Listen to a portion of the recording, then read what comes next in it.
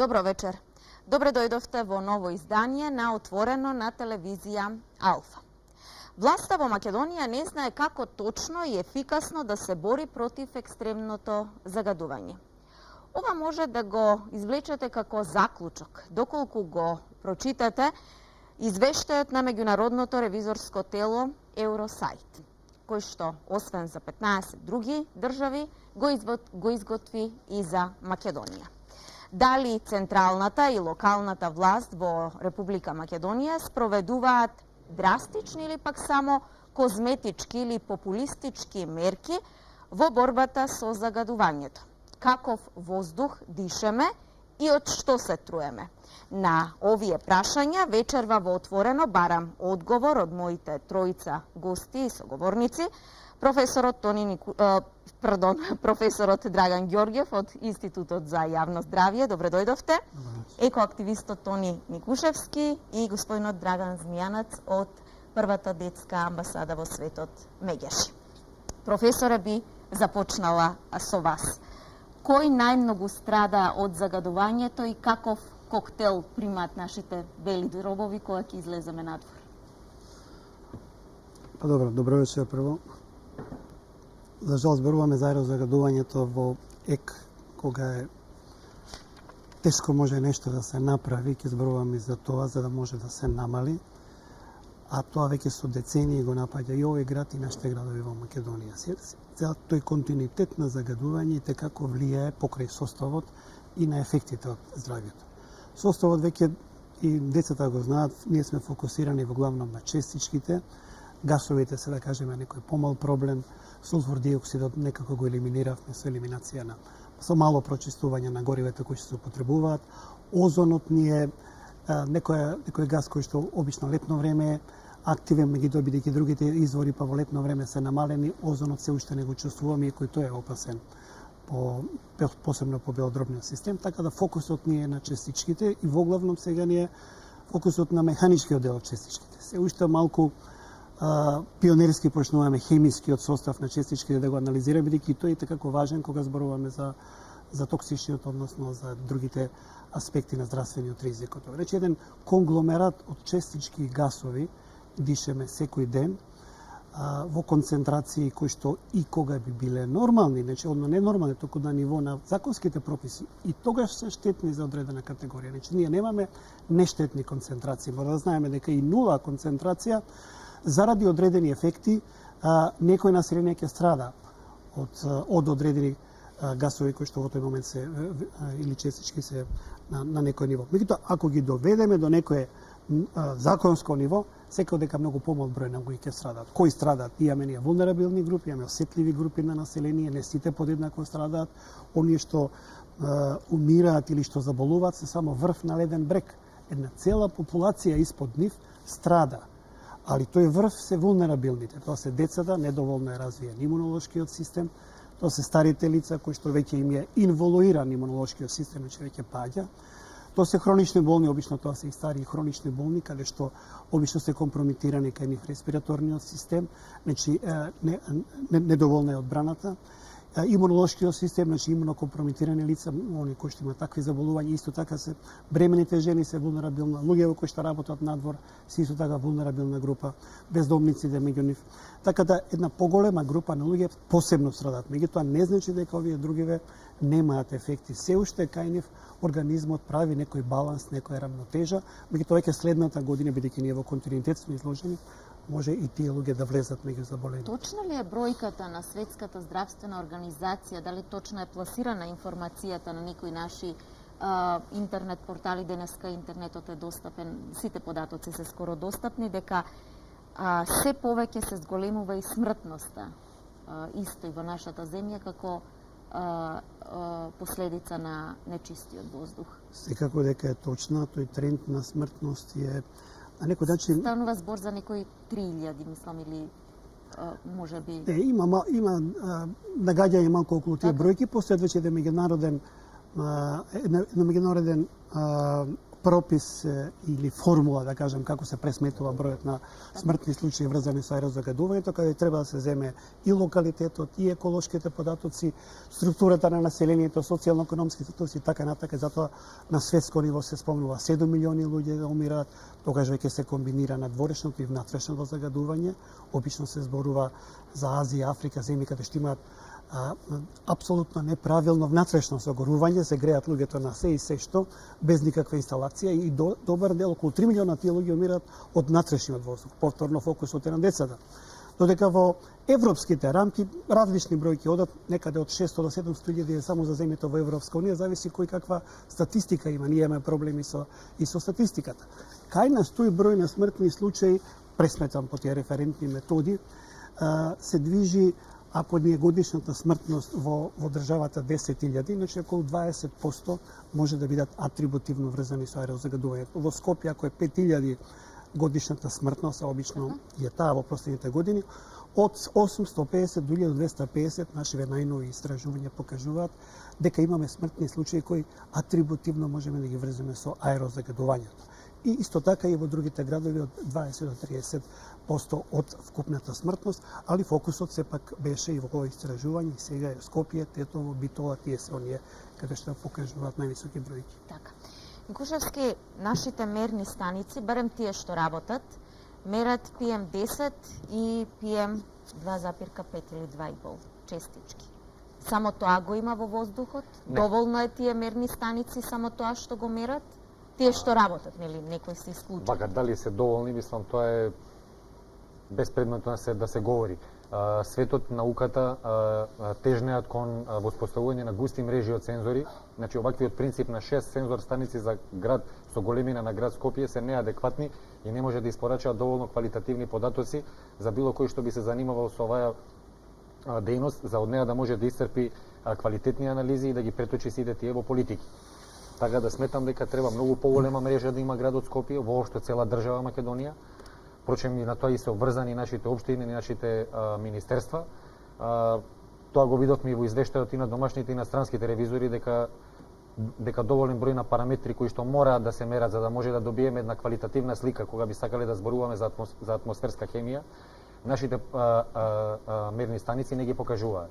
Значи, без нитрати, без озон и без уште неколку параметри на тешки метали, ние не може да зборуваме од каде, како и зошто имаме загадување. Зошто не ви дозволија, имаше нели обид, независни мерни станици да поставуваат невладините организации, граѓанските здруженија, па и екоактивистите? Имаше луѓе кои што и сами се обидуваа навечер во доцните часови после полноќ да вршат мерење. Зошто централната и локалната власт не ви дозволи за тоа нешто да го направите? Вака, многу луѓе побудени од загадувањето, од некои собствени побуди, набавија своји мерни уреди, мерни инструменти, одеа заедно во герила акции, мереа на разни локации низ Скопје.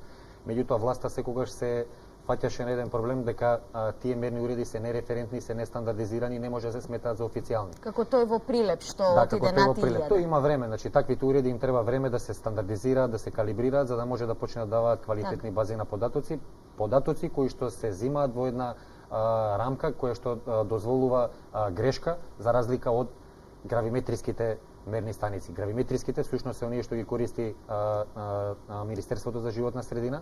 Тој е најпрецизниот метод за мерење на загадување.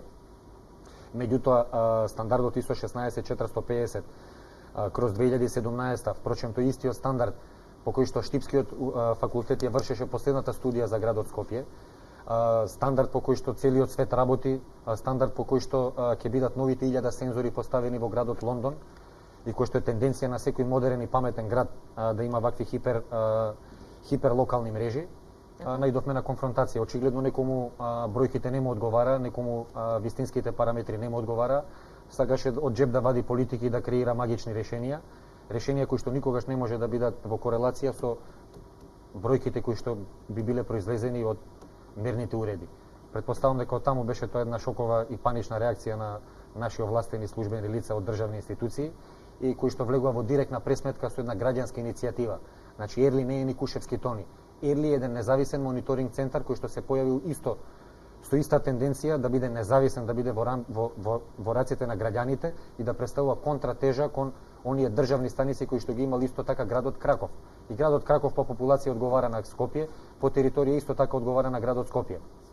И они имале 6 мерни станици кои што дел од податоците не биле обезбедувани, те работеле, те не работеле. Затоа таму се појавила таа идеја и еволуирала до финален производ. Ерли денеска е водечка компанија, водечки мониторинг систем, систем кој што го има и кој што е присутен во повеќе светски и европски метрополи, кои што го користат многу научни институции во вршење на анализи, во изработување на студии и во изработување на политики на градски администрации и локални администрации. Има малку проблем во исто студио да бидат граѓански активисти, стручњаци со, како што рековте, овластени службени лица. Јас би рекла од Министерството за животна средина и градоначалникот на градот Скопје. Меѓутоа, јас сум упорна и се надевам дека во скоро време ќе ја исполнам таа мисија за сите да се виде. Има одлична чест на вакво друштво и посебно со професорот Ѓорѓев, како врвен познавач, кога често го цитираме да беа присутни во оваква емисија. Апсолутно.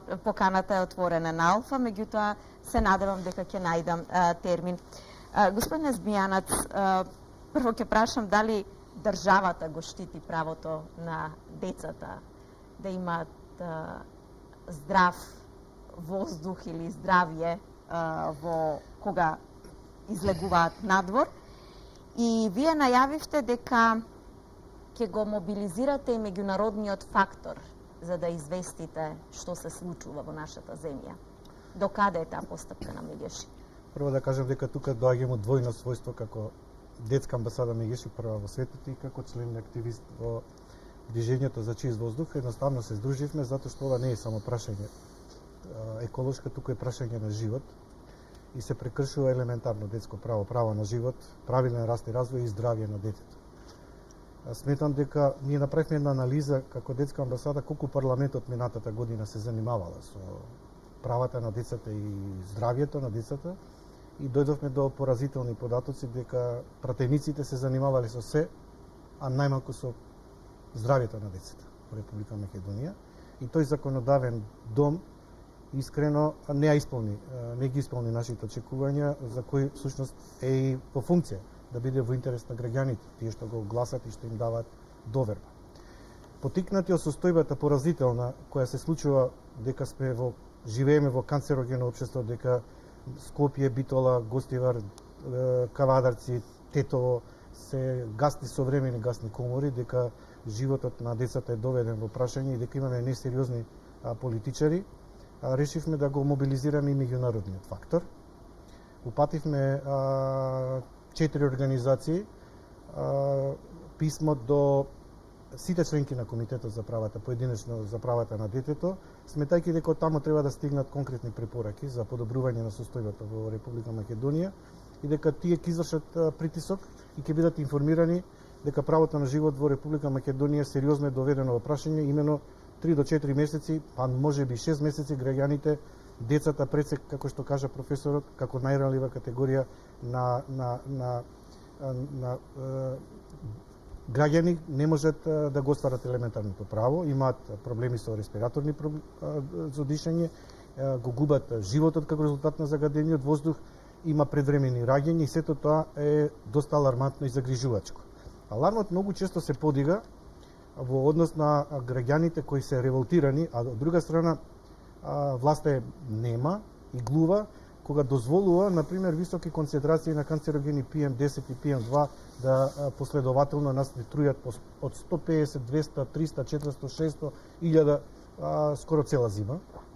И ние ги замоливме пратениците како донесувачи на одлуки да се обидат, бидејќи целиме кон Европска Унија, да го стандардизираат тие дозволени концентрации на PM10 и PM2,5, например за PM10 да биде максимум до 40, за PM2,5 до 20 и алармот да звони само во оние моменти кога ќе достигне таа максимална доза. Кај нас се случуваат екстремни дози на канцерогени концентрации на PM10 и PM2,5. УНИЦЕФ исто така информиран. Во меѓувреме заедно со Зелениот институт, со Радар и со новинари за човекови права сме во контакт со адвокат кој ќе не застапува бесплатно. Собираме податоци од вештаци, до сега само еден вештак се охрабри да ни достави видување колку овој загаден воздух влијае врз развојот на детето. Очекуваме вештачењето да ни го даде. Ја користам и оваа пригода да ги охрабрам и другите вештаци, бидејќи ни треба уште еден амбиенталист, пулмолог и уште неколку структури на вештаци кои ќе му дадеме доволно материјал на адвокатот за да може да покрене тужба против државата и против град Скопје. Се надевам обештетувањето ќе биде во функција на децата кои страдаат од овие концентрации на високи PM10 и PM2,5 да бидат обештетени. И убаво би било да се формира и таков фонд за обештетување на сите кои страдаат. Еве, на пример, Полска веќе има добиено тужба за обештетување на граѓани. Такви примери да се активира граѓанството, да не молчи. И затоа ја, на пример, и екологистите сите во движен чист воздух на нашите постови пишавме ќе се радикализираме. И тоа радикализирање многу брзо го направивме. Еве, излеговме со блокада пред Дрисла, упативме конкретни барање пред Дрисла, им дадовме рок од 15 дена. Утре официјално писмото ќе биде доставено до Дрисла, ќе чекаме одговор. Ако не добиеме одговор, што се гори таму во печките во Дрисла и така натаму, ќе идеме во следен чекор во радикализација и се надеваме дека ќе ја притиснеме државата да одговори на потребите на граѓаните. Само да ви кажам, правото на чист воздух е право на сите граѓани, универзално, и тука нема компромиси, отстапки и договарање со власт. И затоа сметам дека имаме консензус од сите граѓани кои живеат во Република Македонија и несебично ќе ни дадат поддршка и се надевам дека ќе успееме, ако ништо друго, барем да ги намалиме високите дозволени дози на PM10 и PM2. Професоре, во извештајот на Евросај пишува дека меѓу наодите од национални телевизии покажуваат дека владите на Албанија, Косово, Романија, Шпанија и Македонија целосно не имплементирале ниту национална стратегија, ниту национален план. Нашите власти кажуваат дека изготвуваат некаква стратегија или некаков план за чист воздух, меѓутоа имаме представа, граѓаните барем имаат представа дека тоа нешто трае само додека е грејната сезона и потоа се исчезнува. Кога доаѓа летото, не знам ни мерните станици дали работат или не работат во тој временски период. Колку Институтот за јавно здравје, вие како експерти, како стручна фела, сте вклучени или пак консултирани за да се направи некаков национален план, затоа што за тоа треба, предпоставувам, цела година да се работи, не во октомври да се носи план за во декември да немаме PM10 честички. Така е, значи, без малку све што кажавте е точно. Овој ревизорски извештај кој што се правеше и во нашиот институт, луѓето беа тука, кај нив е многу битно, во светот е многу битно една нормална држава да има стратегија, да има план и да ги следи тие документи. Кај нас тоа не е битно. Ако правиме стратегија и план, то проформе правиме бидејќи ќе ни помогне некоја меѓународна организација, ќе ни донесе експерти, ќе се направат работни групи, ќе се направат неколку семинари и заврши работата, остана документот, никој не го следи. Има ова држава документи, има и акционен план за квалитет на воздух. Пред година-две се правеше и акционен план за здравје и животна средина, каде што воздухот е еден сегмент покрај другите еколошки хазарди, тој остана во фиоките. Не е една влада. Сите влади во овие 20 години се одговорни за ова. Ако може, сите треба да бидат на некоја обвинителна клупа. Бидејќи ова е во континуитет едно апсолутно маргинализирање на витален проблем. Играње, да не кажам мајтап и со својата позиција и со луѓето. Бидејќи почнуваме као некаква загриженост во октомври, некаде кој ќе дојде смогот, правиме некакви аларми, што ако алармна ситуација? Значи, ние треба да се закочиме и ништо да не функционира. Кај што вика Драган, ако биде на 40 алармот предвидува и одредени активности, односно неактивности. Значи ќе се блокира градот, децава нема да учат. Многу е битно да не се изгуби ни еден ден од училиште, покрај здравјето, секој дека е најбитно здравје, ама и едукативниот процес не е многу важен. Некој мисли на тоа? Не, него овлаш се зимаат сега некој конгломерат од мерки од повеќе документи и се прави план на владата. Не сме вклучени во овој план. Значи, јас сум член на интерсекторската група, само уште малку. Постои интерсекторска група, значи за меѓународниот фактор, тоа е позитивно, бидејќи ние група, ама како функционира групата? Ние битно имаме нешто. Имаме група во која што малку имаме активност, чим ќе загости, нема веќе активности. Секторите неспремни доаѓаат, дел од секторите, одлуките почнат централизирано да се носат и сега имаме некој план, кој што план нема индикатори за успех. Кој ќе го следи планот? Имаме некој мониторинг за да видиме дали тој план е успешен. Буџетот не е фокусиран, значи нема основни елементи по кои што ќе следиме ефикасноста. Сите овие стратегии и планови кои што ги спомнав, тие кои што постојат, тие имаат индикатори. Здравието, односно здравствените ефекти се еден од индикаторите за успех. А чим ни се зголемува смртноста и заболувањето, значи ниедна од мерките не функционира. Тоа е еден од индикаторите. И сите други индикатори се ставени на хартија, меѓутоа не се посветува внимание.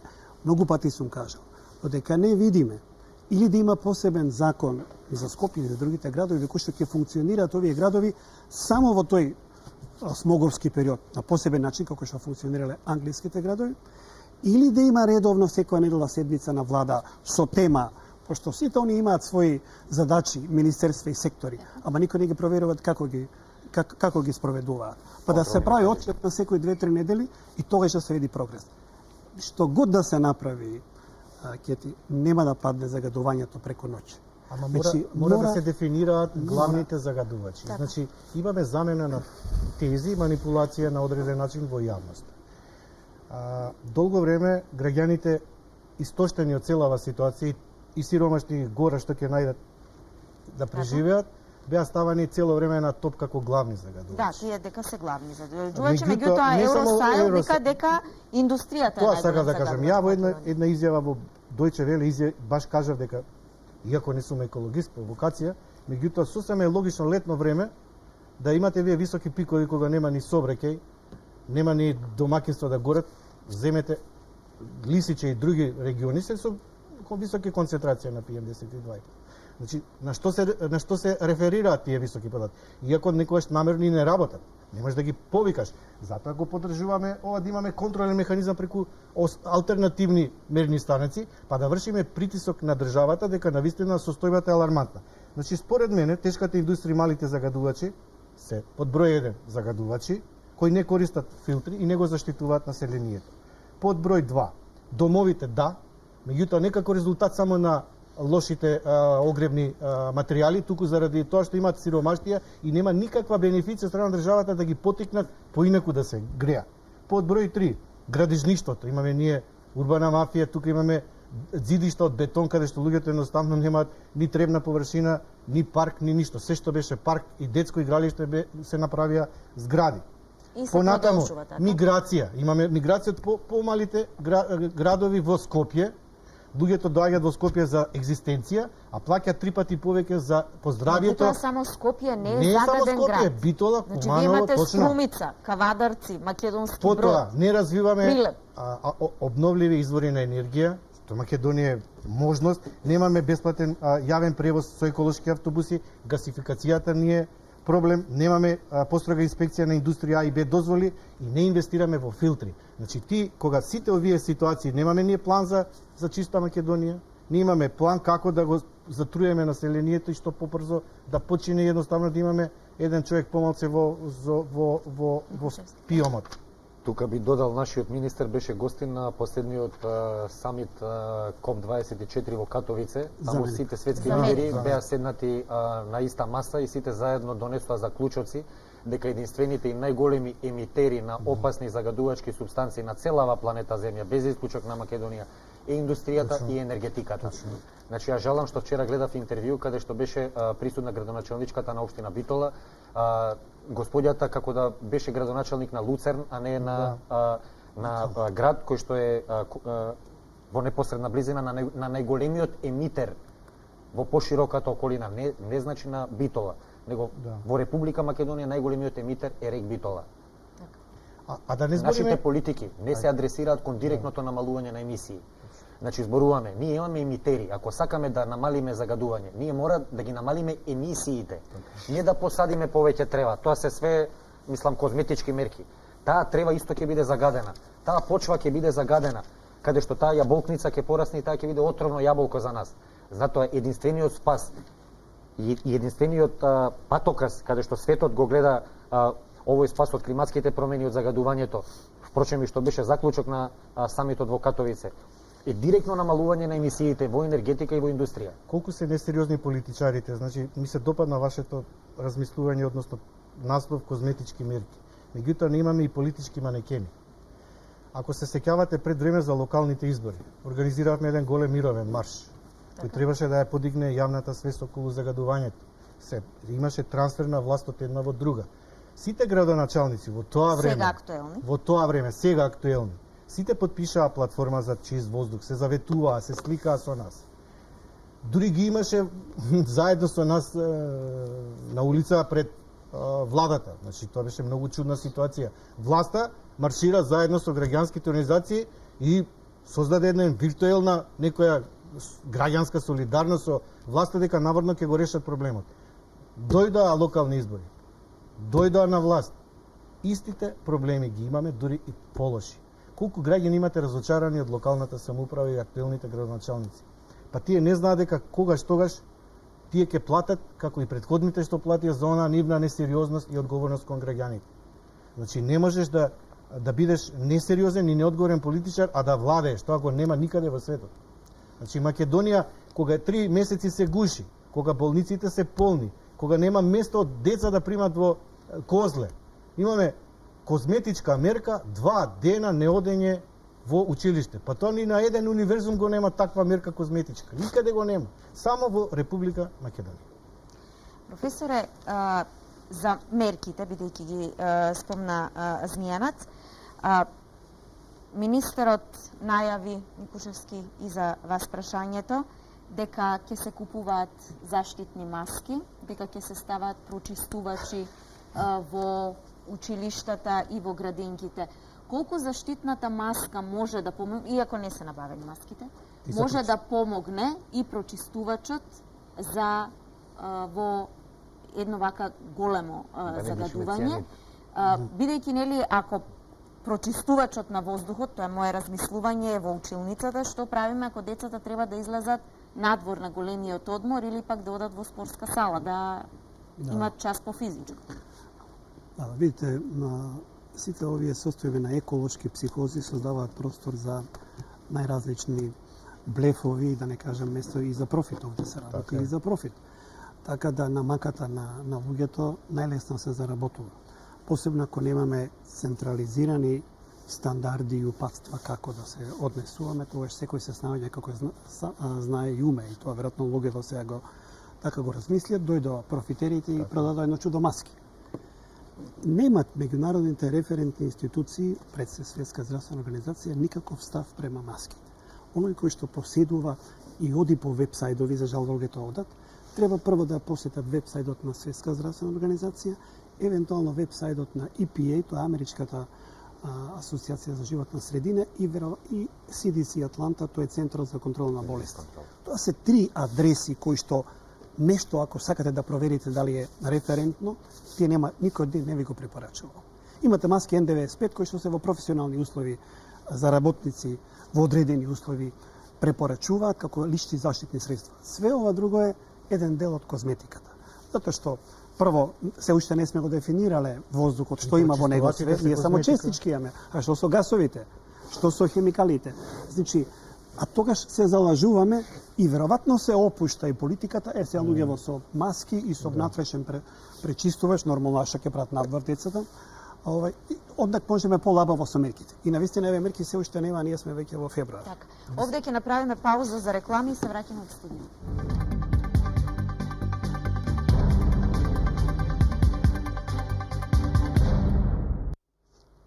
Гледате Отворено на Алфа, професор Драган Ѓорѓев, Институт за јавно здравје, Тони Никушевски, екоактивист, Драги Змијанац, Меѓеши. Змијанац па Никушевски. Колку маските, професорот зборуваше, ве прекинав, може да помогнат или пак да одмогнат за загадувањето? Значи, вака се согласувам со професорот дека тоа е козметичка мерка и дека тука станува збор за профит. И уште пострашно е што не може секој да ги купи тие маски. Луѓе трошат и по 100 евра во текот на една сезона и тоа навистина го оптоварува домашниот буџет и не е сериозно луѓето да ги навикнуваме на маски. Тоа значи дека ние имаме веќе дефиниран проблем, ако ги гледате луѓето дека шетаат со маски, посебно деца. Тоа е едно. Второ, исто многу е добро да се постави прашање колку власта што ги популаризира прочистувачите во градинките и во основните училишта помагаат, а колку одмагаат во квалитетот на амбиенталниот воздух, односно колку квалитетен и чист воздух дишат децата. Значи, овие прашања ако се најде соодветен одговор, ќе ги наречеме најверојатно козметички и бараме суштински решенија, а во тие суштински решенија мора да најдеме алтернатива, оно што го рековме. Наши извори на мониторинг состојбата во државата, кои ќе ни кажат дека состојбата со воздухот е таа. Значи, не да дозволиме да не се калибрираат официјалните мерни станици на државата, да не работат, да ние не можеме да го мобилизираме граѓанството, за да немаме алатка со што ќе го потикнуваме граѓанството дека состојбата е гасна комора и дека ќе изумреме. Едноставно, толку многу е алармантна да ја не знам што се чека да се превземат итни мерки. Што треба да се стори во оваа држава за да се превземат итни мерки. Значи, ние немаме план за чист воздух и сето тоа што се прави е не само козметички, туку е популистички и несериозно. Ако дозволува, да. апропо, за разлика од остатокот од развиениот свет кон кој тежнееме и политички, и геостратешки, и на секој начин имаме тенденции да се приклониме, треба да ги прифатиме некои нивни правила на игра, како тоа се работи кај нив. Значи, зошто се битни мерења во реално време? Мерењата во реално време се многу битни за да може вие оние краткорочни мерки да ги управувате. Од таму се родила потребата за хипер локалните мрежи ширум светот и во големите градови. Затоа што јас ако денеска цел ден се изнадишам 600 концентрација, голема работа, ако утре мојот превоз до работа ќе биде бесплатен, јас ќе можам бесплатно да користам јавен превоз. Да ви кажам како тоа изгледа во Полска. Во Полска самите, посебно во Краков, самите автобуски постројки имаат едно LED панелче кој што дава зелен автобус. Зелениот автобус значи по автоматизам дека денеска јавниот превоз е бесплатен заради тоа што има загадување. Значи граѓаните не треба да читаат Facebook, да чекаат на вести или да чекаат нареден ден или апликации дека е загадено. Така. Едноставно јас денеска на мојот пат на кај работа, кога ќе видам дека е зелено, имам известување колку е загадено, јас знам дека не треба да платам и си користам јавен превоз денеска. За жал ние имавме тука мерки кои што граѓаните не знаеа дека се во функција, плаќа јавен превоз, а мерките не беа мерки. И мерките дали може да решат нешто? Апропо маските, само ако ми дозволите, уште малку сакам да се навратам. Добре. Сега имавме едно шокантно откритие од професорката Бети Дејанова, ако не се лажам, каде што кај сите пациенти било пронајдено цијанид во нивните гради. Да, дали овие маски еве да ни одговорат носителите на одлуки, значи политичките чинители. Јас знам дека докторот ќе биде на иста линија со оваа работа. Може да гарантира дека тие луѓе со оваква маска нема да дишат цијанид повторно или една цела друга плејада на загадувачи присутни во скопскиот амбиентален воздух. Тука имаме перзистентни органски загадувачи, едни од најсериозните токсични загадувачи на планетата Земја. Целиот свет, цела борба ја тежнее во таа насока. Тие сакаат да ни помогнат. Професор. Видите, значи за мерките нема, да кажеме, волшебни мерки или еурека мерки. Секоја влада која мисли дека има такви, веќе во старт прави грешка. Нема мерки кои што веднаш ќе дадат резултат. Повторно, начинот на размислување е дека добро е, ама ако за година дена. Претходниот министер за здравје бараше да се направи план за 2 месеца, да се направи анализа за 3 месеца. Значи, човекот живее година дена. Че од здравствен аспект мора годишни резултати. Што тоа во текот на годината вишеме, како просек во сите сезони.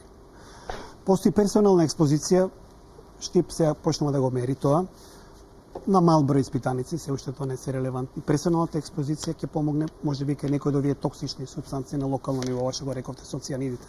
За сега таа студија која што е презентирана се уште некој пилот. Повеќе ја сметам како аларм, отколку некој научно докажано, бидејќи тоа е една селектирана група на вработени на физиологија, каде што во тој ден биле високи концентрациите. Меѓутоа цијаниди може и разни други потекла да бидат, не мора да ги врземе само со частичките.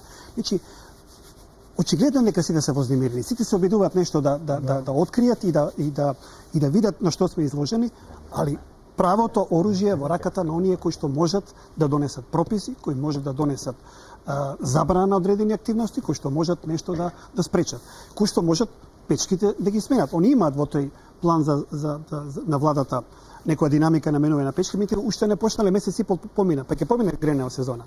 Јас секогаш сум рекол, мерките се прават вон грејна сезона. Во грејна сезона се следат дали се тие ефикасни, а не обратно. Сега во паниката, што год да направиме, да го сопреме со враќат во центарот на Скопје, пак имаме високи концентрации. Ние сме плюс и со географскиот, односно со геолошкиот и со природниот феномен хендикепиран. Ние сме во една котлина, чекаме воздуха, односно ветер да дувна. И тој малку што дува го заградивме со оние големи блокови. И денеска делиме маркици огромни за профит, затоа што наводно не можело да се спрочи. Како не може? А што е со здравствените? А што се тие 1200 луѓе кои што во просек изгубиле 20 години од својот живот, тие луѓе кои што умреле за аерозагадувањето. Значи, имате 20 изгубени години во просек. Имате огромен број на години живот неквалитетен. Или го викаме со дизабилитет. Значи, има и живи луѓе останале, ма тие луѓе немаат квалитетен живот. Едно мерило денеска индикатор за здрав живот е да гледате чиста околина околу себе. Well-being, го викаат англичаните, или благосостојба. А ние сме многу далеко од тоа. Ние се уште сме со индикаторот дали имаме или немаме болест. Одавна светот тоа нема индикатор за здрав живот. Ние бараме благосостојба. А ова што го гледаме во Скопје посебно, не да е благосостојба, тоа е еден хорор, не знам што. Ако ми дозволите само тука би надополнил нешто, затоа што е многу важно апропо говорот на господин Ѓорѓев. Зошто сме ние така искривени, зошто нашите резултати не може да постигнат видливи резултати, значи нашите мерки. Во германскиот модел во нивната комисија за Indoor Air Quality членуваат 30 експерти од неколку области, значи тоа се од неколку аспекти кои што го засегаат тој Indoor Air Quality, значи квалитетот на воздухот внатре. Во германското Министерство за животна средина никогаш не излага политичарот или министерот во првиот ред и онда измислува да кажува како е и што е. Да. Значи тој седи ќути и тој само е за сликање позади оние луѓе што се професионалци, а наредени испред него. Затоа мерките нивни, затоа вложувањата на тие општества одат напред и продуцираат додадена вредност. А ние парите и нашата додадена вредност ја трошиме за прочистувачи, за козметички мерки и за лекови како последица од загадување. Знаете што, само ако видите во една земја, како што реков, маски надвор, значи дека државата го изгубила случајот. Тоа е пораз. Значи имањето на маски и на внатрешни пречистувачи, тоа е пораз на политика, на интерсекторски, на секој сегмент од една централна локална власт, па и на некој начин пораз и на граѓаните. Тоа е комплетен пораз. Само профит на апсолутно се согласувам со тоа што имаме уште еден психолошки проблем. Децата наутро се будат со своите мобилни телефони и гледаат апликација колку воздухот е загаден. Значи тоа станува пресија. Младите пред излезат во град гледаат дали има високи концентрации и не сакат да излезат затоа што едноставно не може да дишат. Вие во такво општество кога живеете, дали тоа современа гасна комора, канцерогено општество, вие имате безперспективност. Вие со ништо не можете децата и младите ги задржите од тој град или во тие градови или во таа држава. Можете да нудите било какви економски бенефиции, ако здравјето на луѓето и децата е доведено во прашање, по секоја цена луѓето ќе бараат решение да побегнат од овој начин на современо труење и изумирање. Една од да речам забелешките на тој меѓународно ревизорско тело беше дека централната и локалната власт не работат синхронизирано, односно дека еден води една политика, друг води друга политика. Тоа се сведува на популизам, меѓутоа се удира врз грбот на граѓаните. Ова прашање ќе го поврзам со еден случај кој што се случи вчера, кога на социјалните мрежи имаше споделено видео од поликлиниката во Чаир, каде што имаше огромен црнчат како излегува од болницата. Денеска, вчера, градоначалникот на Скопје рече дека испратиле инспекција и го информирале Министерството за здравство дека ако не го реши случајот за 30 дена ќе ја затворат гинекологија. Од друга страна, денеска министерот излегува со теза дека тој котел е стар 50 години, се грее на мазут и од следната грејна сезона ќе се греат на газ, бидејќи во минатата година имало направено проект, а сега во тек била јавната набавка. А тоа е видливо нешто. А што се гори во Дрисла и Усија? Тоа ќе ми биде следното Видете, прашање. секаде каде што има стогорување на мазут, ќе имаме проблеми, затоа што самиот мазут прави запушување на дизните, како што се повика инспекторатот на град Скопје, кој што вчера или завчера беше присутен во болницата. Чи мазутот е најцврстата фракција при рафинирањето на нафтени деривати во една рафинерија. Тој има внатре грудки од тешки метали, од нечистоти, кои што прават често запушување на тие дизни. Автоматски тој систем на согорување станува неадекватен и продуцира екстремни емисии на штетни Добро, ние сме немале пари да купиме котли господин за... Тони, само малку. Да. Фино го констатирале, али малку доцна. Тие истите што го констатирале, Тоа ми беше поентата на во прашањето. дебатите Да. на интерсекторската група ги задолживме пред почеток на сезона да ги нотираат и да ги исконтролираат потенцијалните загадувачи. Кога беше тоа Оваквите процесот? објекти како дури и клиничкиот блок, не знам дали се И грее клинички комплетно центар се уште вакво, 5 мегавати постројка на Така, мазут. да.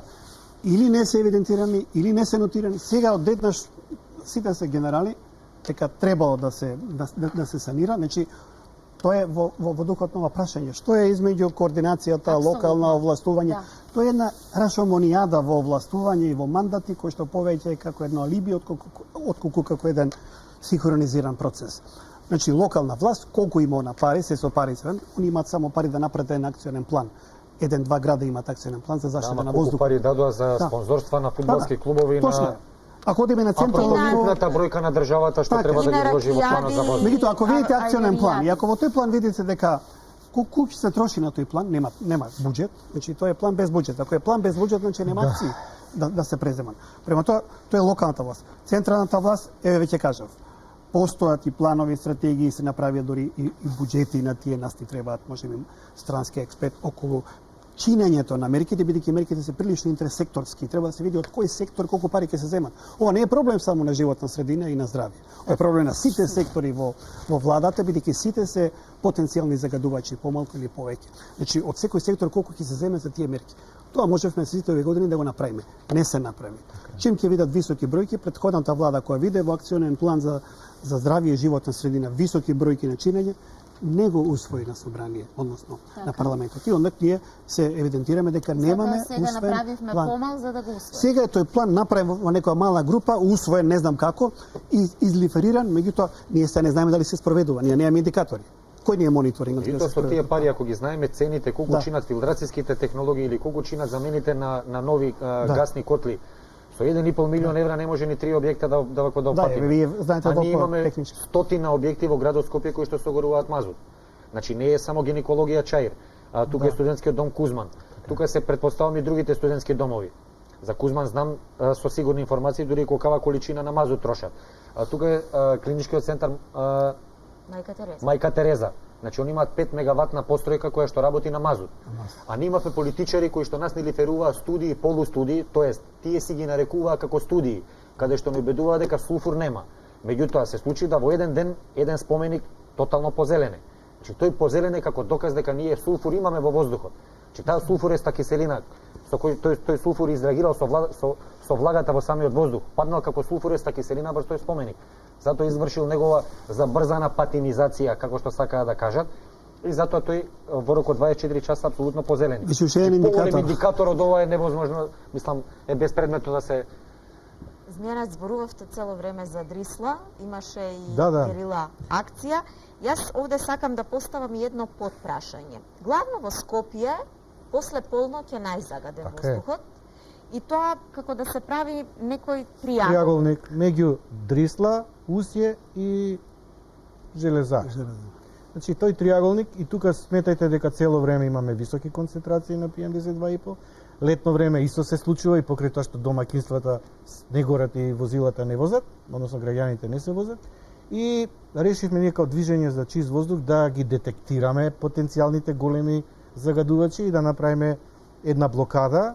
Бевме таму, го блокиравме 15 минути колку што ни дозволија депонијата Дрисла.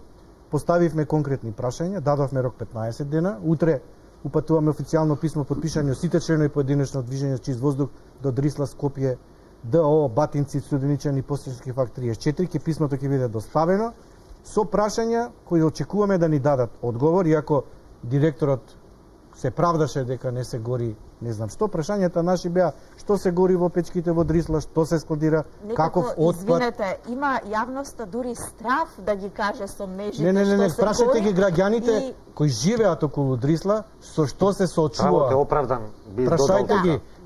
Видете колку само пациенти има од тој регион во поликлиниките, токму од тој регион, Видете... и колкав е револтот кај нив. Значи, еден мал контакт чекаат луѓето, за да на еден порадикален начин го изразат својот револт пред Дрисла. Ова не е напомена, ова не е закана, ова е предупредување до властите, сериозно да ни одговорат на прашањето дали се увезува отпад од други земји, што се складира и гори во Дрисла, дали се придржуваат кон максимален капацитет на горење на печките, дали имаат соодветни филтри. Одредени извори покажуваат дека печката дупло, тродупло се оптоварува. Што превзема државните органи, каде се инспекторите, зошто, дали имаат ненајавени инспекцијски надзор, колку често доаѓаат на контрола, има ли ноќни инспектори кои детектираат ноќно загадување и труење, затоа што ноќе се случуваат пиковите. И исто така, дали ги исполнува стандардите инвеститорот на Дрисла или ќе државата ќе изврши притисок да ги исполни стандардите кои граѓаните очекуваат. Државата само треба да го спроведе правото кое што е во нејзино владение. Значи, случајот со Дрисла е еклатантен пример на нефункционална држава. Значи, едноставно, толку години, 18 години тој инсенератор, така наречено ќумбе, јас си го кажувам ќумбе затоа што не постигнува поголема температура од 550 степени во него работна. Тоа значи дека при согорување на ниска температура на пластики, винили, сето оној комунален или како сакаме ние да го кажеме наивно отпад, емитира високи, екстремно високи концентрации на диоксини. Okay. И една мала група на органски загадувачи, наречени перзистентни органски загадувачи. Така се наречени затоа што имаат многу долг полуживот. Ова ни го пренесе обучувачот кој што беше присутен од Холандија на една работна група овдека. Дури да сте на плажа во Барселона, доколку ветерот оди во таа насока, вие ќе го душите скопскиот диоксин. Впрочем, диоксинот кај ескимите е најден не заради тоа што имали индустрија која што произведували инсенератори на Северен пол. Тоа е тоа што дошло како миграција, создадено некаде на некоја територија, отишло заминало на некоја друга територија и таму направило импакт на загадување. Бидејќи сме конкретна емисијата, јас само би замолила за кратки завршни поенти, дали ќе чекаме и ова грејна сезона да заврши, па од година да се справуваме повторно со истите проблеми или мора некако да се покрене централната и локалната власт да размислува дека ова е реален проблем кој што треба да се реши, меѓутоа не популистички и козметички. Имаме ли капацитет тоа нешто да го направиме како држава? Значи да алармираме, очигледно имаме капацитет, веќе е прилично алармантна ситуацијата, она што може здравствениот сектор во прилог на алармирање да направи, мислам дека максимално го прави. Ние навистина многу прецизни и те како високи бројки на смртност и на болест ги прикажуваме. Дури почнавме да прикажуваме колку пари трошиме за лекување или за секоја смрт има и своја цена. Значи огромни милиони евра се трошат од бруто национален производ. Луѓето не мрднуваат. План за чист воздух и толку. Значи, ако почнат мерките, очекувајте за некоја година, не сега, мора да имаме политичари кои визионерски размислуваат, патриотизмот од тој правец да го потврдат, дека можеби они ќе ги почнат, можеби некој друг ќе ги заврши, ама после толку години ќе паднат концентрацијата. Имаме примери од крајот. Ако имаме луѓе кои што сакаат само во нивно време нешто да се случи и никого да не повредат, и бизнисот да го заштитат, и не знам колку да заштитат, еве ова се случува. Само кратко. Кратко, нема компромис за животот на децата и нашиот живот како нивни родители, дедовци, баби и така натаму, и барат дополнителна борба и мобилизација на граѓанството без отстапки кон било какви козметички мерки од страна на државата. Јас би се залагал само за ресет на поставеноста на сите општествени фактори и на самото функционирање во целата држава. Не сакам политичари да носат мерки, сакам да носат мерки луѓе, стручњаци со CV позади себе. Значи, невозможно е во денешно време вие да разговарате со некого, а тој човек да нема никаков труд кога ќе го кликнете неговото име на Google. А да зборуваме дека тој бил присутен или е компетентен да зборува на таа тема. А за жал, сите наши политики беа погрешни се досега затоа што имавме политичари кои што манипулираа со вистините. Јас досега жалам, меѓутоа јас не сум видел јавно достапна ако објавена студија со која што они лиферуваат на секој нивно интервју, некаде во некој си научен труд или некој списание со импакт фактор. Тоа е затоа што во тие студии, прво не се наречени студии, еве конкретно би ја извел финската. Тоа е само еден извештај. Заменик министер. Тоа е само еден извештај за работа на еден твининг проект, кој што требал да биде само проект каде што требале да се обучат домашни капацитети како се врши моделирање во загадување. Затоа и во самиот извештај финците ни ги нотирале сите слабости на овој документ за ние воопшто да може да го кажеме дека е студија. Затоа сакам во иднина, кога ќе лиферува информација министер, студија, сакам да ја покаже овака таа студија и каде е објавена. Кои стојат потписници позади студија. И уште нешто. Сакам овие правилници што се во голема мерка, ова се подзаконски акти со кои што работи министерството. Повеќето од нив се донесени, за жал, еве ќе ви покажам, 1976 година, кога многу од овие институции што биле надлежни, значи ингеренции и така натака постапки не се во склад со реалноста и со ова време сега. Сето тоа е возможно само ако го направиме и ако го искористиме овој момент за ресет. И да им ветиме на граѓаните дека за 1 или 2 години 50% ние не може ни да сонуваме дека ќе намалиме. Да бидеме среќни 5% ако намалиме за 2 години со овие ресурси. Меѓутоа само ако сме магионичари. Затоа што и од загадувањето, митигацијата во светот има цена.